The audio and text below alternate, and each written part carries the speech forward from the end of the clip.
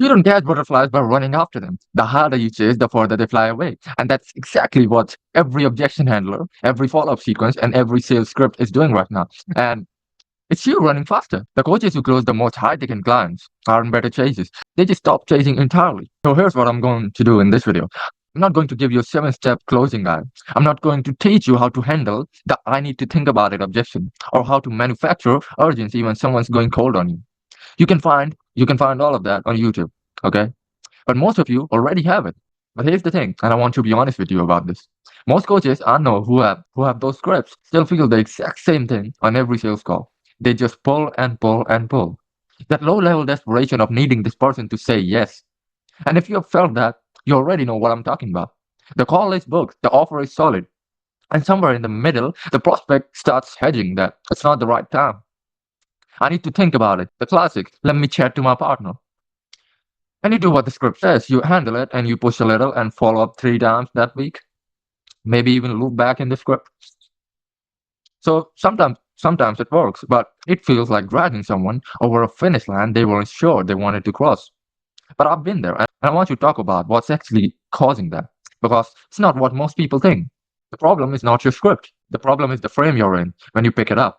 So there are 2 modes that you can run a high-ticket sales process from. The hunter mode looks like this. On the left, you create content, you push for DMs, you book calls, you hit objections, you follow up, and you watch half of them go quiet, then do it all again.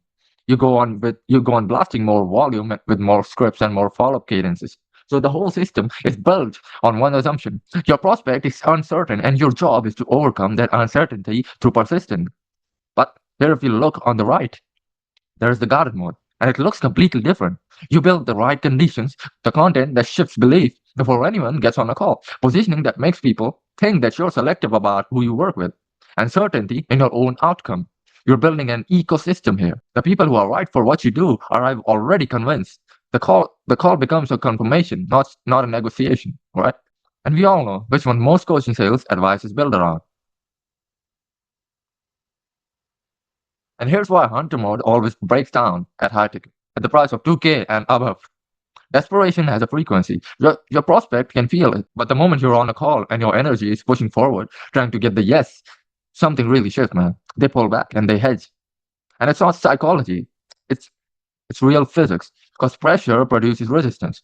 You know that. And the harder you push, the more uncertain they become. Because somewhere below the surface, they're asking one question.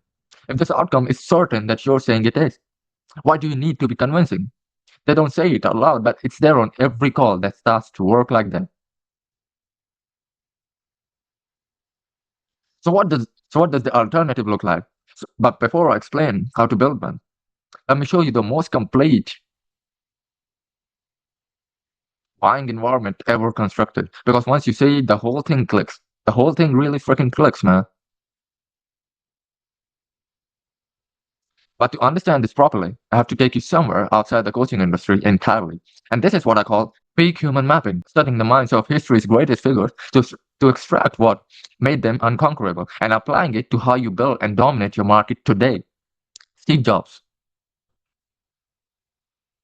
Jobs never handled an objection in his life. No follow-up sequences or any urgency tactics. No close. If you look at his bio story technically, he never spent a single minute trying to convince anyone of anything.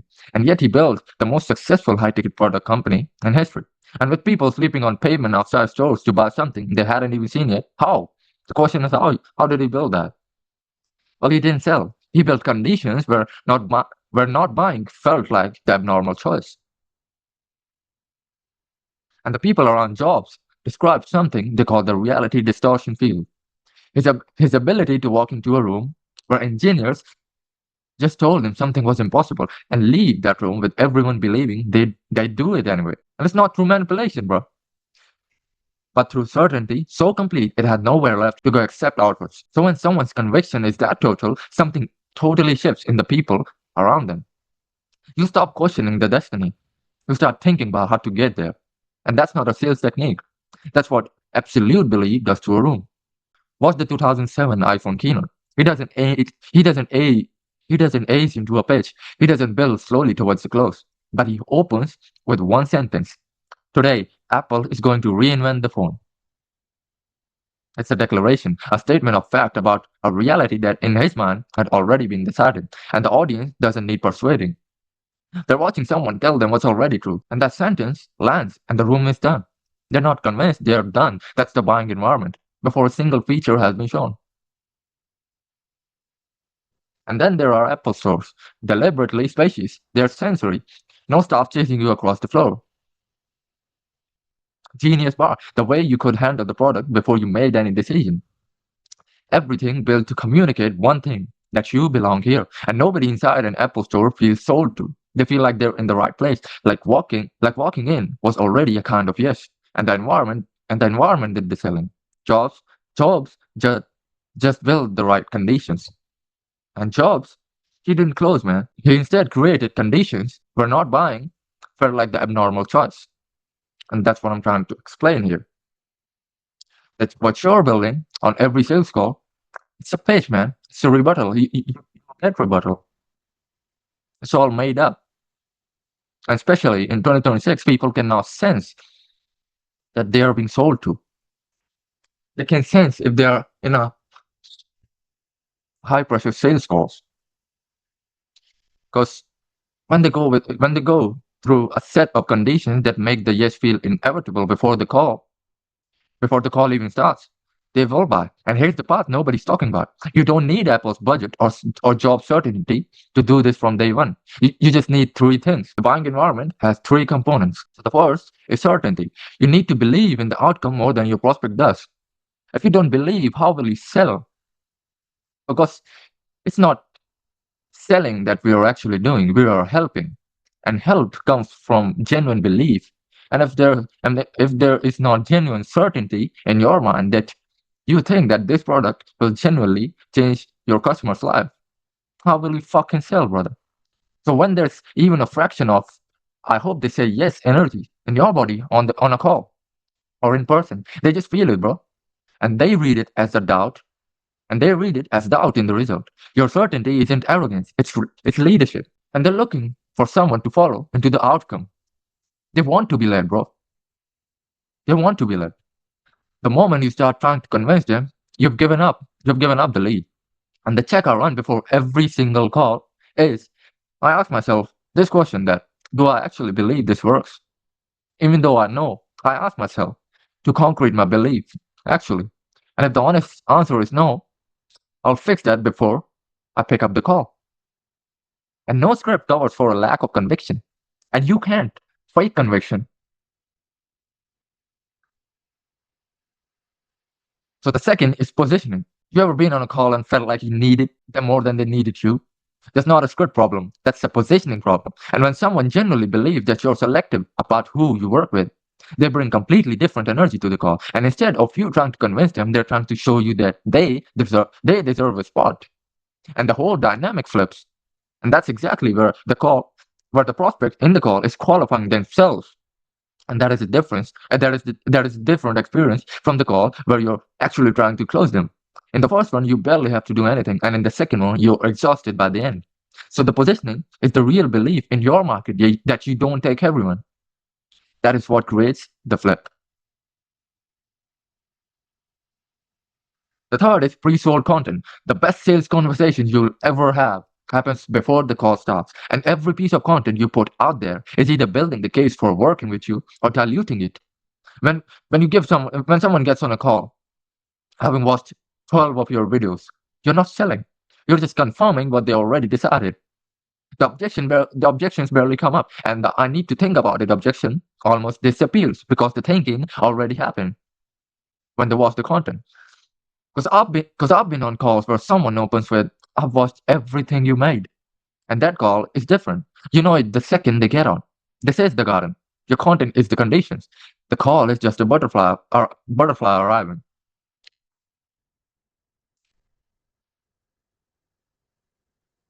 And this is the part where most coaches get wrong.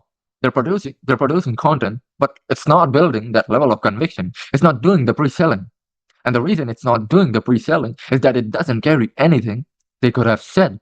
They could have really said their genuine conviction and their belief, showing the likability factor, showing their authentic self, coupled with their expertise.